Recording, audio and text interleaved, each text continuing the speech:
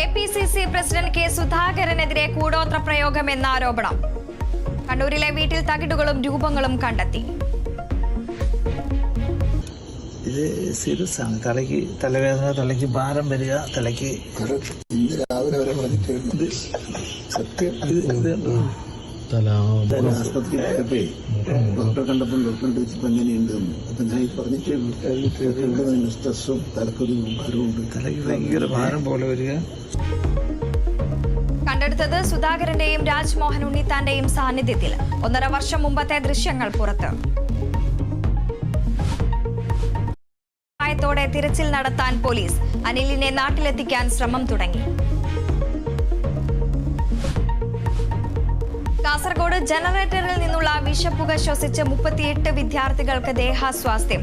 സംഭവം കാഞ്ഞങ്ങാട് പുതിയ കോട്ട ലിറ്റിൽ ഫ്ലവർ ഗേൾസ് സ്കൂളിൽ. അസ്വസ്ഥതയെ തുടർന്ന് സ്കൂളിന് സമീപത്തെ ആശുപത്രിയിലെ ജനറേറ്ററിൽ നിന്നുള്ള പുക മൂലം.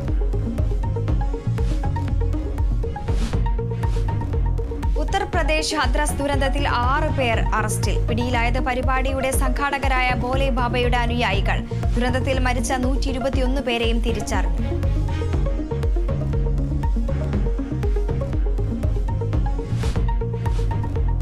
കാര്യവട്ടം ക്യാമ്പസിലെ KSU-SFI സംഘർഷത്തിൽ സഭയിൽ ഭരണ പ്രതിപക്ഷ ബഹളം. SFIക്ക് ഇടിമുറിയുടെ ഭീകരതയെന്ന് പ്രതിപക്ഷം. SFI ആയതുകൊണ്ട് മാത്രം 35 പേർ കൊല്ലപ്പെട്ടെന്ന് മുഖ്യമന്ത്രി. ഈ കേരളത്തില് ഏറ്റവും ഒടുവില് രക്തസാക്ഷിയായ ധീരജ് രാജേന്ദ്രൻ അടക്കം 35 പേരാണ് SFIയുടെ പ്രവർത്തനം നടത്തിയതിന്റെ പേരിൽ കൊല ചെയ്യപ്പെട്ടത്.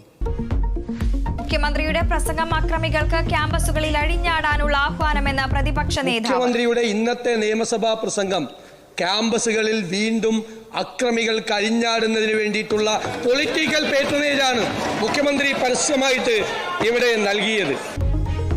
ഭരണ പ്രതിപക്ഷ ബഹളത്തിൽ സഭ പിരിഞ്ഞു.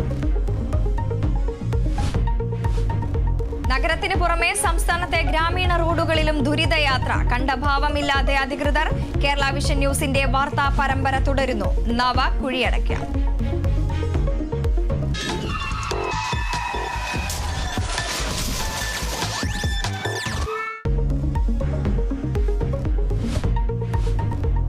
T20 ലോക കിരീടവുമായി ഇന്ത്യൻ ടീം നാട്ടിലെത്തി. ഡൽഹി വിമാനത്താവളത്തിൽ വമ്പൻ സ്വീകരണവുമായി ആരാധകർ.